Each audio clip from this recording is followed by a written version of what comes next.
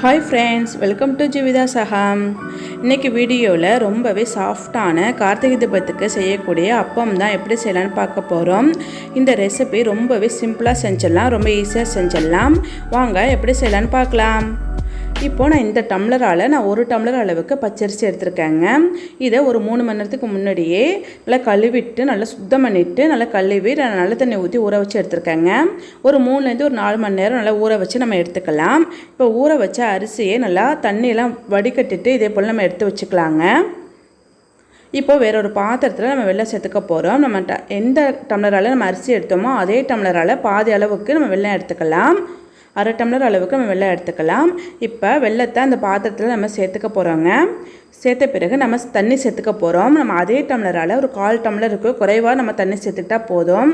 தண்ணி அதிகமாக சேர்க்க வேண்டாம். தண்ணி சேர்த்துட்டு நம்ம ஸ்டவ் ஆன் பண்ணி விட்டுக்கலாம்.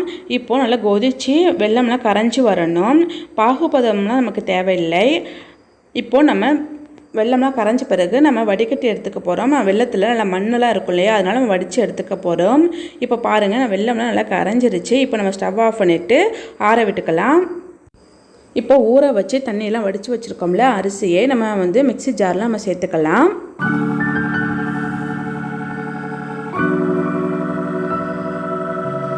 இப்போது அரிசி கூட நான் ஒரு வாழைப்பழம் சேர்த்துக்க போகிறேங்க. வாழைப்பழம் சேர்க்கும் பொழுது நமக்கு அப்பம் ரொம்ப சாஃப்டாக இருக்கும். அதுக்காக நான் ஒரு வாழைப்பழம் சேர்த்துருக்கேங்க. இது கூடவே 2 ஏலக்காய் நம்ம சேர்த்துக்கலாம்.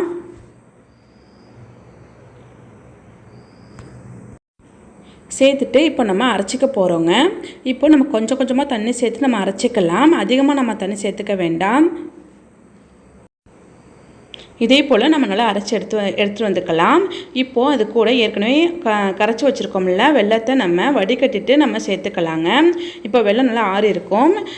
அதை இப்போ வடிகட்டிட்டு நம்ம சேர்க்கும் பொழுது அதில் உள்ள தூசியெல்லாம் இருந்தால் நமக்கு வந்துடும். இப்போ இதையும் சேர்த்துட்டு நல்லா நைஸாக அரைச்சி எடுத்துகிட்டு வந்துக்கலாங்க. இப்போ பாருங்கள், நல்லா அரைச்சி எடுத்து வந்தாச்சு. இப்போ நம்ம வேற ஒரு பாத்திரத்தில் மாற்றிக்கலாம்.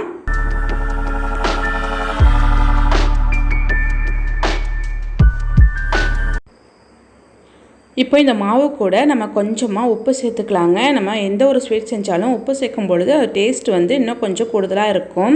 அதுக்காக ஒரு பிஞ்ச் அளவுக்கு நம்ம உப்பு சேர்த்து நல்லா கலந்து விட்டுக்கலாம். அவ்வளோதான், நமக்கு அப்பத்துக்கு தேவையான மாவு ரெடி ஆகிடுச்சு. பார்த்திங்கன்னா நமக்கு ஒரு தோசை மாவு பக்குவத்துக்கு நம்ம அந்த மாவு இருக்கணும். அப்போ தான் நம்ம அப்பம் சுடும்பொழுது அதில் உப்பி வரும். இப்போது நான் ஒரு கடாயில் எண்ணெய் வச்சுட்டு நான் ஸ்டவ் ஆன் பண்ணிட்டேங்க. நல்லா எண்ணெய் நல்லா சூடு பண்ணிக்கலாம். இப்போ எண்ணெய் நல்லா சூடாகிடுச்சிங்க. நம்ம மாவு விடும் பொழுது எண்ணெய் நல்லா சூடாக இருக்கணும். இதே போல் ஒரு கரண்டியில் மாவு எடுத்து நம்ம உள்ளே விட்டுக்கலாம். இப்போ பாருங்கள், இப்போ மீடியமான ஃப்ளேமில் வச்சு தான் நம்ம சுட்டு எடுக்கணும். நம்ம ஹை ஃப்ளேமில் வச்சோன்னா நமக்கு சீக்கிரமாக சவந்து வந்துடும், உள்ளே வேகாமல் இருக்கும். அதுக்காக மீடியமான ஃப்ளேமில் வச்சு நல்லா வேக விட்டு எடுத்துக்கலாம். இப்போ பாருங்கள், நமக்கு கொஞ்சம் மேலாப்பில் நல்லா உப்பி வருங்க, பூரி மாதிரி. கீழேயெல்லாம் நல்லா சவந்து இருக்கும். இப்போது நம்ம திருப்பி போட்டுக்கலாம். திருப்பி போட்டுட்டு அந்த திருப்பி போட்ட பக்கமும் நல்லா வேகம் வரைக்கும் நம்ம வெயிட் பண்ணிக்கலாங்க.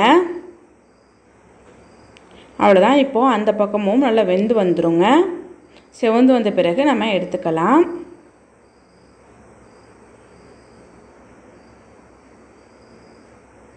இப்போ நமக்கு நல்லா வெந்து வந்துடுச்சு. இப்போ நம்ம எடுத்துக்கலாங்க.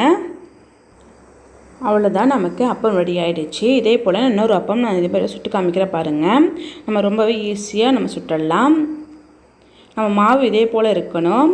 ஊற்றும் பொழுது நல்லா உப்பி வருங்க. ரொம்ப திக்காக மாவு இருந்தாலும் நல்லா எண்ணெய் குடிச்சிடும். ரொம்ப தண்ணியாக இருந்தாலும் நமக்கு சுட வராது. அதுக்காக இதே போல் தோசை மாவு பக்குவத்துக்கு நம்ம மாவு இருந்தால் கரெக்டாக இருக்கும். நம்ம ஈஸியாக செஞ்சு எடுத்துடலாம். சுடும் பொழுது மீடியமான ஃப்ளேமில் வச்சு நம்ம சுட்டுக்கோங்க. ஹை ஃப்ளேமில் வைக்கும் பொழுது நமக்கு சீக்கிரமாக சவந்து வந்துடும், உள்ளே வேகாமல் இருக்கும். அதுக்காக தான். அவ்வளோதான், ரொம்பவே ஈஸியாக நம்ம செஞ்சாச்சு. அப்போ ரெடி ஆகிடுச்சு. இதே போல் நீங்களும் செஞ்சு பாருங்கள். இந்த வீடியோ பிடிச்சிருந்தால் மறக்காமல் சப்ஸ்கிரைப் பண்ணிக்கோங்க. லைக் பண்ணுங்கள், ஷேர் பண்ணுங்கள், கமெண்ட் பண்ணுங்கள். தேங்க்யூ.